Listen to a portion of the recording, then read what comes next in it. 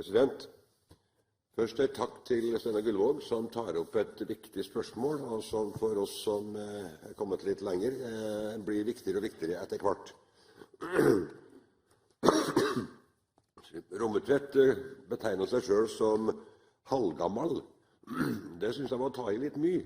Som eldste innvalgte på Stortinget, så betegner jeg meg selv som godt voksen ennå, og ikke kommet lenger enn det. Og det er kanskje litt med utgangspunkt i det Gullvåg tar opp om at vi lever stadig lenger, og for hvert år vi får anledning til å være med, så legger vi til 2 måneder. Og jeg har sagt til meg selv at jo flere år jeg blir med, ja, jo flere måneder legger jeg på igjen. Og med referanse til min fru, som har sagt at hvis du skal få gjennom alle dine prosjekt, så må det bli minst 150 år siden.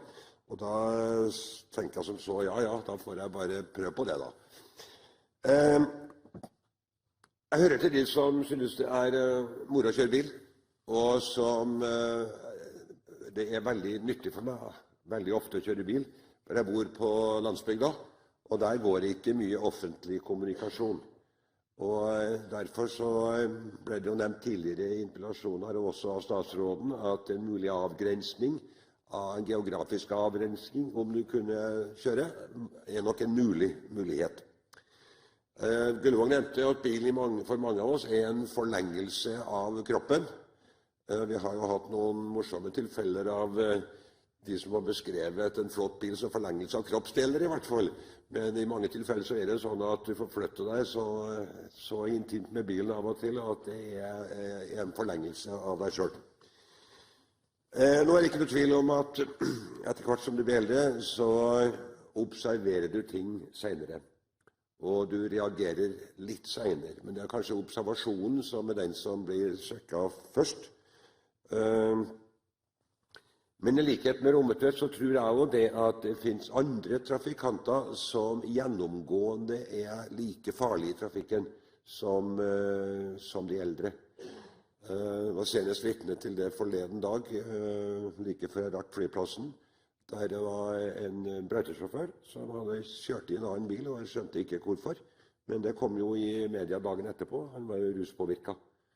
Og jeg tror nok at det er flere av dem enn vi ønsker å tro, som er farlige i trafikken uten at det er eldre mennesker. I heimbygda mi så er det stammen av de som utgjør frivillighetssentralen, og som både bringer mat ut til dem som ikke er i stand til å ordne selv, og drar ut og både måker snø og gjør andre tjenester.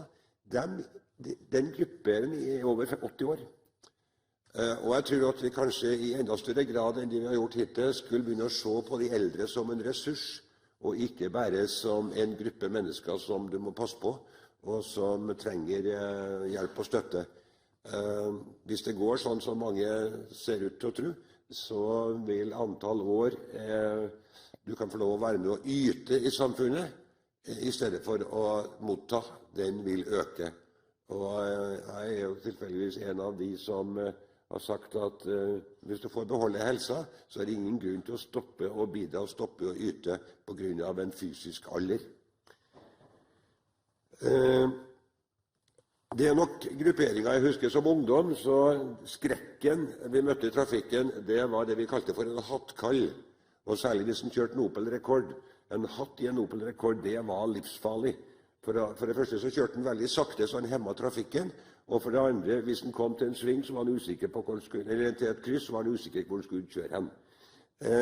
Det er nok noe av problematikken, det at de eldre kjører litt senere. Derfor så skulle det være anledning til å kjøre ut av veien. Og det er noe av det som skulle bringes inn på de kursene som drives, og det har jeg stor sans for.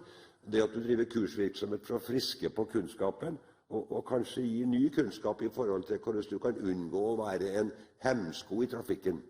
Det er sjelden du hører om gamle folk som kjører for fort og kjører ut, men de kan ofte være årsak til en ulykke fordi at de ligger og presser trafikken i veldig sakte fart. Men derfor så var jeg inne på det med geografisk avgrensning kan være en mulighet.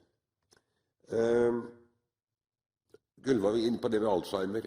Kong Olav han brukte å løse matematiske ligninger for å holde seg oppdatert. Jeg har lært litt av det som har begynt med det samme, og håper at det hjelper.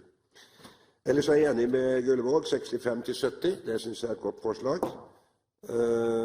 Og jeg er glad for at Kleppa har sagt at du vil se på de tiltakene som Gullvåg har presentert.